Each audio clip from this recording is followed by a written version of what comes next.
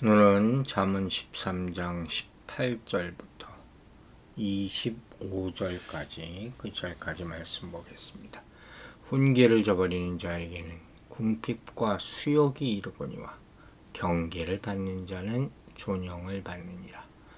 소원을 성취하려면 마음에 달아도 미련한 자는 악에서 떠나기를 싫어하느니라. 지혜로운 자와 동행하면 지혜를 얻고 미련한 자와 사귀면 해를 받느니라. 재앙은 주인을 따르고 선한 보응은 의인에게 이르느니라. 선인은 그 사업을 자자손손에게 끼쳐도 죄인의 재물은 의인을 위하여 쌓이느니라. 가난한 자는 밭을 경작함으로 양식이 많아지거니와 불의로 말미암아 가산을 탕진하는 자가 있느니라. 매를 아끼는 자는 그의 자식을 미워함이라. 자식을 사랑하는 자는 근실이 징계하니라. 의인은 포식하여도 악인의 배는 줄이느니라. 자, 오늘 본문은 훈계에 대해서 어떻게 반응하냐 하는 말씀으로부터 시작하는 것이죠. 여기서 말하는 훈계는 지혜의 또 다른 영역으로 보는 거예요. 그래서 자신을 돌아보고 절제하며 훈련하는 능력, 그게 훈계를 받아들이는 지혜죠. 여러분 어떠세요? 훈계 듣는 것 좋아하십니까?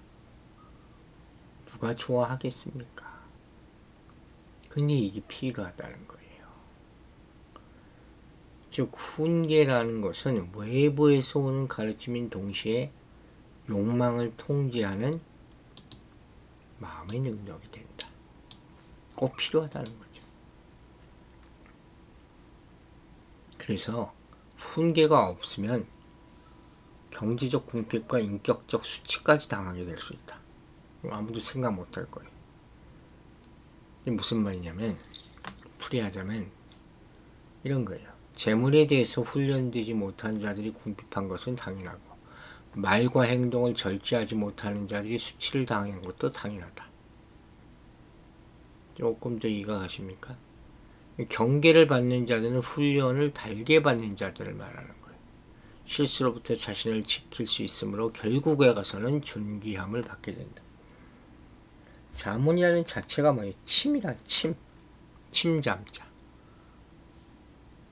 찌르는 말씀을 받아들일 수 있어야 된다는 거예요. 19절에는 뭐라 그랬어요? 소원을 성취하면 마음에 달아도 미련한 자는 악에서 떠나기를 싫어하느니라. 이 12절과 연결되는 거예요. 소원 성취가 큰 기쁨이 된다. 이게 무슨 소리냐면 악인도 소원을 품지만 그들의 소원은 악한 길을 계속 걷는 것 아니냐. 누구의 소원이냐가 중요하죠. 그래서 지혜와 훈계의 가르침을 듣고도 이를 무시하고 악한 소망을 이루기 위해서 달려가는 모습, 결과가 뻔히 보이지 않습니까? 이제 20절부터 25절까지 말씀은 지혜의 영향력에 대해서 말하고 있어요. 20절은 단락의 서두죠. 지혜로운 자와 동행하면 지혜를 얻고 미련한 자와 동행하면 해를 받는다. 당연하겠죠. 누구와 함께 삽니까, 여러분? 누구의 말을 듣고 살고 누구와 동행하느냐. 이 말이 바로 후에 나타난 신뢰들의 원리를 제공하는 것이죠. 그래서 20절엔 결국 좋은 만남의 중요성에 대해서 얘기하는 거예요. 이거 어렸을 때부터 많이 듣잖아요. 부모님을 통해서 좋은 친구를 사귀라. 아무리 강조해도 지나치지 않죠. 물론 만남이라는 게 꼭 우리가 좋아하는 대로만 만나는 게 아니죠. 우리가 마음대로 할 수 없는 만남이 분명히 존재합니다. 특히 나라, 지역, 부모, 형제, 이거 우리가 결정할 수 없는 거예요.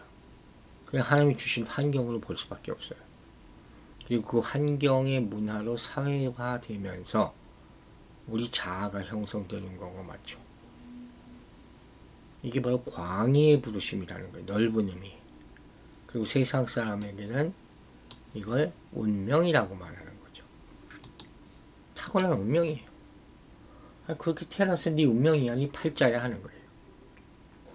그래서 이것만 놓고 하나님의 섭리를 논하기는 사실 어려운 거예요. 신학적인 문제가 있겠죠. 그러나 자신이 선택하며 결정할 수 있는 만남이라는 게 또 있어요. 여기에 대해서는 하나님의 인도 가운데서 신중히 잘 분별해야 한다는 거죠.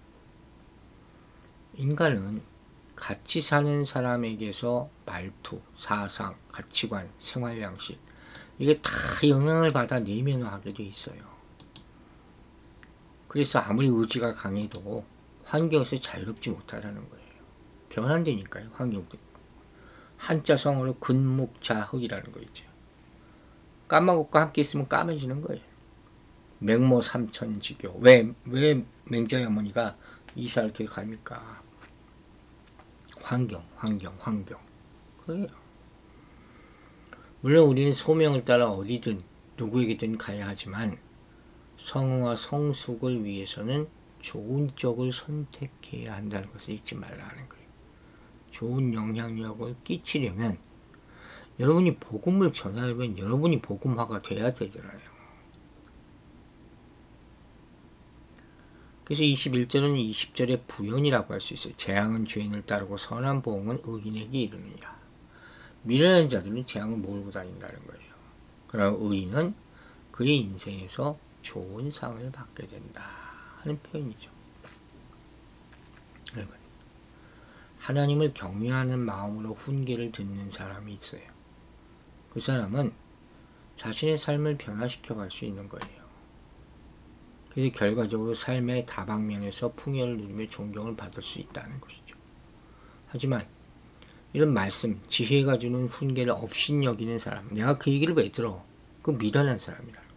악한 데 머물러 있을 수밖에 없고 결국 부패과 수치를 당하게 된다는 말씀입니다. 또 지혜로운 자의 친구가 되면 그로부터 지혜를 배우겠죠. 자신의 지혜도 잘하게 되는 것이고, 마찬가지로 미련한 자가 친구가 되면 부정적인 영향을 받을 수밖에 없는 거예요. 따라서 우리는 당연히 지혜를 가까이 해야 되는 것이고, 무엇보다 지혜의 보고이신 주님을 가까이 함으로 주님이 주시는 참된 만족과 기쁨을 누리며 살아가야 할 것입니다. 우리가 이렇게 지혜를 따를 때 하나님이 도움을 받게 되고 선한 소원을 이루고 기쁨을 얻을 수 있는 것이죠. 성도는 자기 고집을 꺾을 줄 알아야 돼요. 말씀 앞에서 말씀에 순종해야죠. 내 자아보다 중요한 거죠. 그래야지 결과적으로 진짜 참된 만족을 얻게 되는 것이죠. 그러니까 이런 점에서 우리는 항상 하나님 말씀에 자신을 맞춰야 돼요.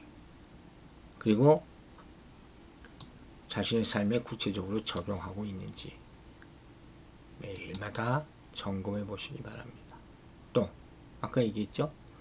누구와 어울리느냐. 지금 여러분 친한 상급 누구예요? 어디 시간을 많이 쓰고 있는지 생각해 보자는 거예요. 본문의 조언처럼 미련한 사람 멀리하고 지혜로운 사람을 곁에 두고자 노력하시라 하는 것입니다. 또 앞으로 선한 열매를 기대하면서 현재 주어진 시간을 현명하게 사용하는 여러분 되시기를 주의 이름으로 축원합니다.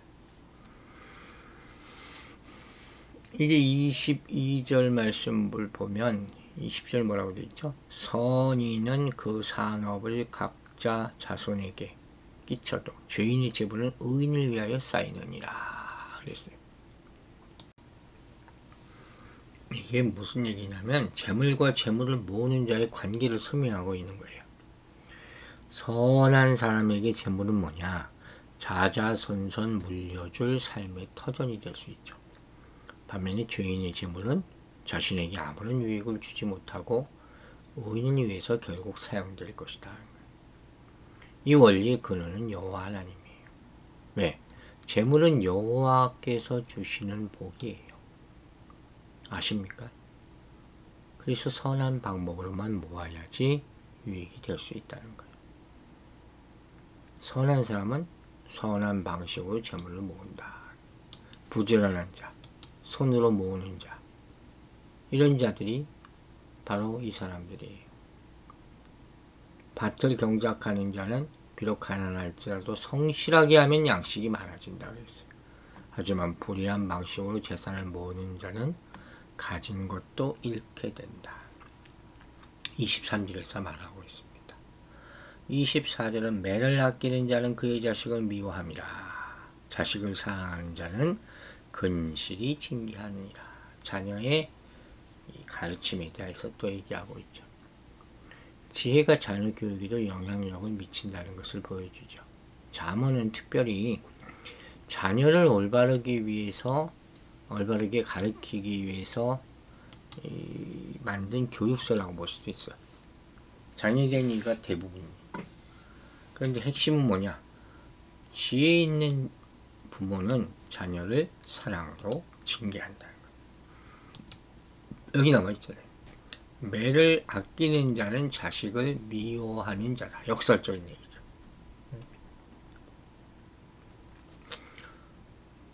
자녀에게 지혜를 가르쳐야 되고 지혜에 따라 살도록 엄히 다스리는 것. 이게 진짜 사랑이라는 것이죠. 25절은 의인은 포식하여도 악인의 배는 줄이니라.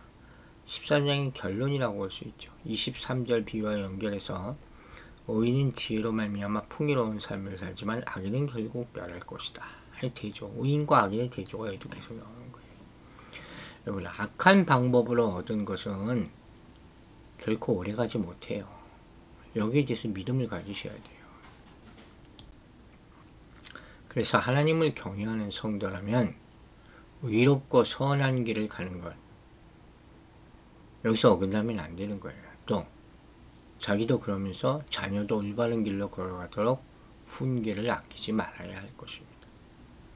하나님의 지혜를 따라 의로운 삶을 살아갈 때 결국 하나님이 허락하시는 풍성한 삶을 누릴 수가 있는 것이죠. 따라서 우리를 통해 하나님을 경외하는 참된 지혜를 자손에게 물려줘야 한다는 걸 잊지 마시기 바랍니다. 자녀가 하나님을 경외하는 삶을 살면서 자라가는 일, 여기 여러분 얼마나 많은 관심을 가지고 있습니까? 부끄러운 얘기지만 제가 무슨 뭐가 돈이 있습니까? 뭐가 있습니까? 자녀에게 물려줄 유산이 뭐가 있습니까? 하나 있다면 믿음이에요. 내게 가장 자랑스럽고 감사한 것은 자녀들이 지금도 기도해달라고 저한테 오는 것이죠. 말씀과 훈계로 가르쳤기 때문이라고 저는 믿습니다. 다음 세대가 위태롭지 않으려면 기성세대가 말씀대로 살아가는 본을 보여야 한다는 것을 명심해야 할 것입니다. 특별히 교회의 어른들은 내가 나이가 있으니까 섬김 받으려고 하면 안 돼요. 자신이 말씀을 가르칠 수 있어야 돼요. 그리고 그대로 살아갈 수 있도록 노력해야 돼요.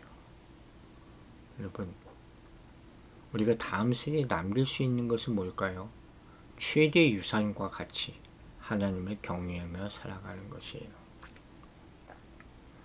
3대째 장로로서 교회를 섬기는 가정을 제가 알고 있어요. 조금 삐뚤어진 시각으로 보면 뭐가 그렇게 대단하냐 할 수 있는데 이건 쉬운 게 아닙니다. 여러분, 대대로 믿음의 종으로 사는 것. 그 자손들이 여러분의 가정의 자손들이 되기를 주의 이름으로 축원합니다. 기도하겠습니다. 하나님 아버지 감사합니다. 우리가 하나님과 동행하며 살면서 하나님의 지혜를 얻을 수 있는 것이 다시 한번 감사드립니다. 하나님의 훈계를 받을 때 당연한 것으로 여기고 꼭 필요한 가르침으로 받아들일 수 있는 넓은 마음을 허락하여 주시옵소서. 우리 곁에 믿음의 사람들이 있는지 항상 돌아보고 점검하게 하여 주시고, 특히 우리 자녀들에게 믿음의 사람들, 친구들이 있기를 바라고 기도하오니 주여, 믿음의 선한 사람들, 의로운 사람들과 함께하는 개인과 가정과 자녀들, 또 우리 성도들 되게 축복하여 주시옵소서. 항상 선하고 의로운 방법으로 살아가게 하여 주시고, 조금 늦을지 몰라도 또 벌이가 적을지 몰라도 감사하고 만족하며 하나님께 영광 돌리는 인생 사는 우리 모두가 되게 축복하여 주시옵소서. 한 주간의 삶 주님께 의탁합니다. 책임져 주시고, 우리 성도도 여기서 무엇을 하든지 기쁜 마음으로, 감사하는 마음으로 건강하게 살아가는 한 주 되게 축복하여 주시옵소서. 감사드리며 예수 그리스도 이름으로 기도했습니다. 아멘.